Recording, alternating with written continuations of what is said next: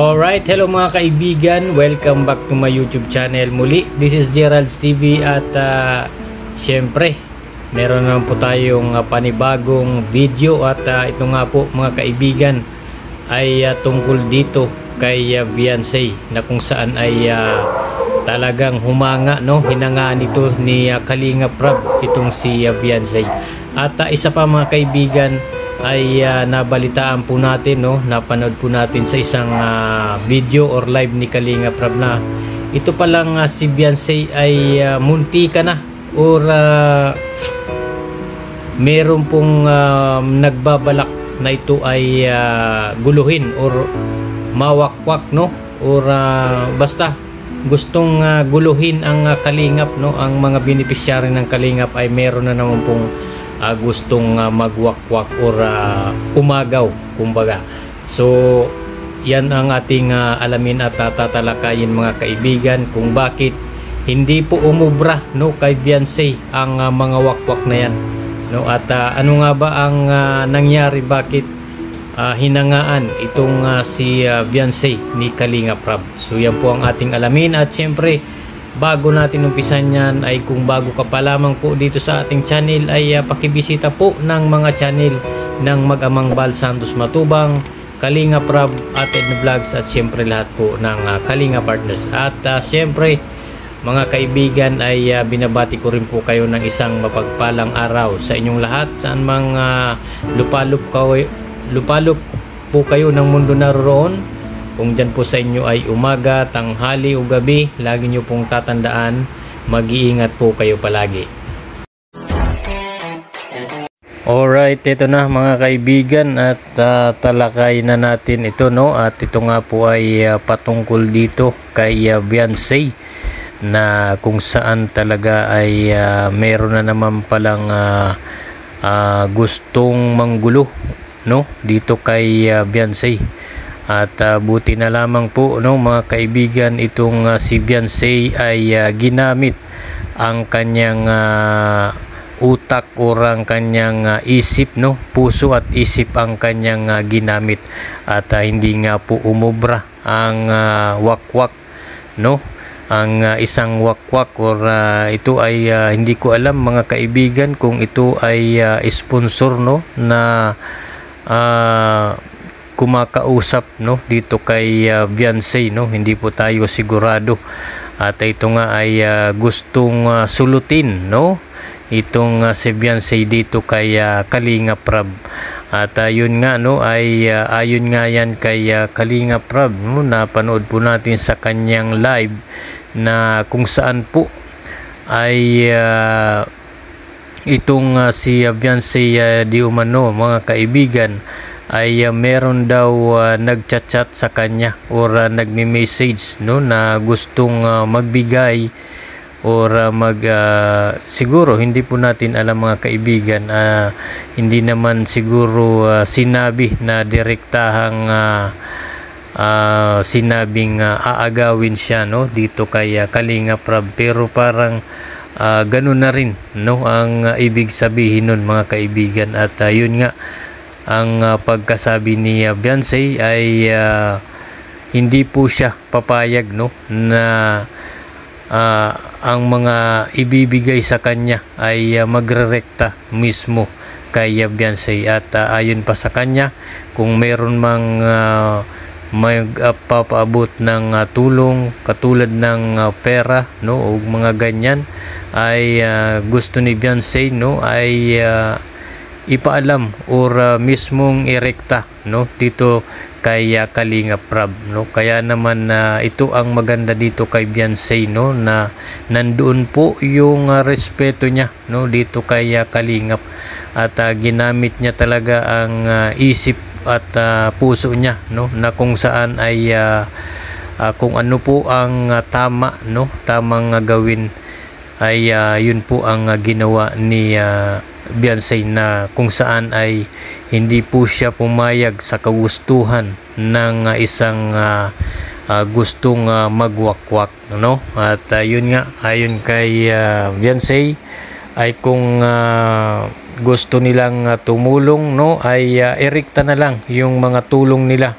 para sa kanya ay irekta dito kay Kalingap Rab or ipadala nila no dito kay Kalingap Rab, wag sa kanya. So yun po ang maganda na ginawa no ni Beyonce at yun nga ay nabigo ang wakwak or gustong manggulo no.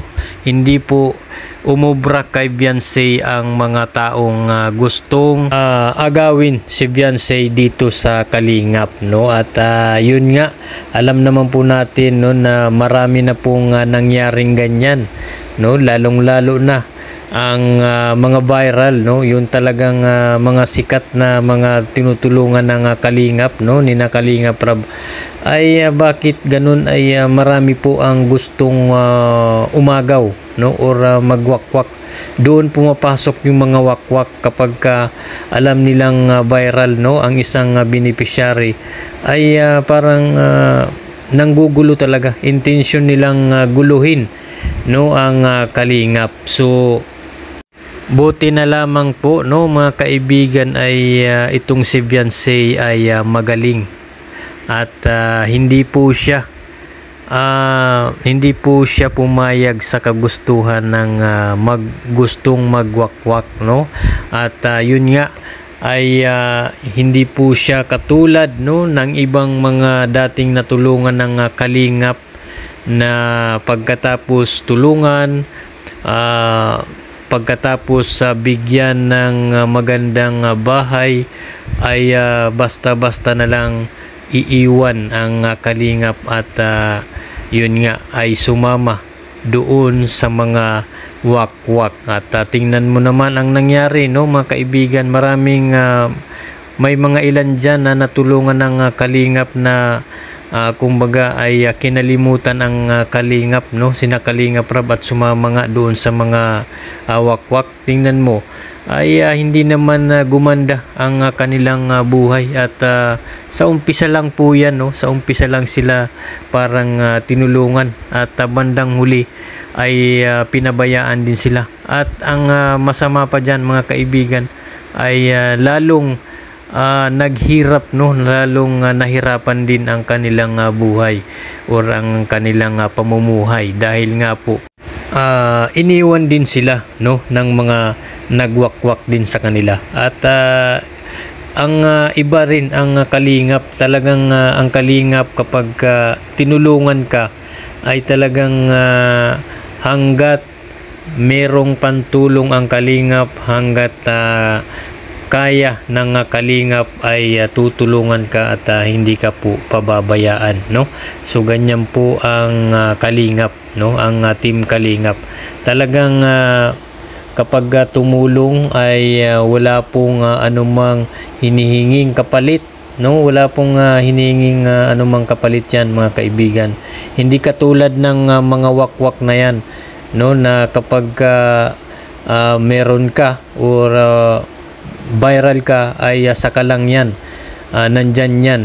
Pero kapag wala nang pakinabang yan no sa'yo ay iiwan ka rin yan. Katulad ng mga nangyari no sa mga naunang tinulungan ng Kalingap at nawakwak, ay nako, tingnan nyo po, wala nang balita sa kanila at iniwan din sila ng wakwak na ipinagpalit nila sa Kalingap. So yun nga no, ang maganda dito kay Beyonce ay talagang hindi po siya pumayag at nandoon yung napakalaking respeto niya kay Kalingap Rab at sa buong team ng Kalingap. Kaya hindi po umubra yung style ng mga gustong magwakwak na yan no, hindi po umubra yan kay Beyonce.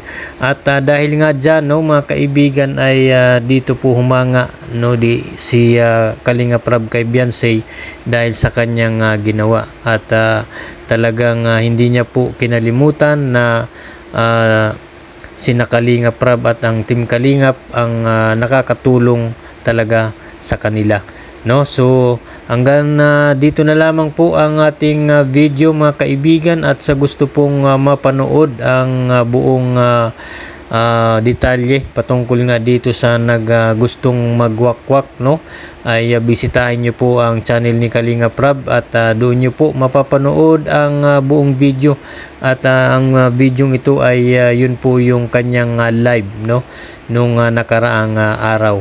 So yun lamang po mga kaibigan, maraming salamat po sa inyong panonood at siyempre patuloy lang po nating suportahan, no, ang Team Kalingap dahil napakaganda po ng ginagawa, no, lalong-lalo na sa ating mga kababayang mga kapos ang pamumuhay at talagang sila po ang nakakatulong ang Team Kalingap. Maraming salamat po sa inyong panonood at siyempre wag niyo pong kalimutang mag-like at subscribe at pakihit na lang po ng notification bell para updated ka sa ating mga bagong i-upload na mga videos. Salamat po at God bless you all.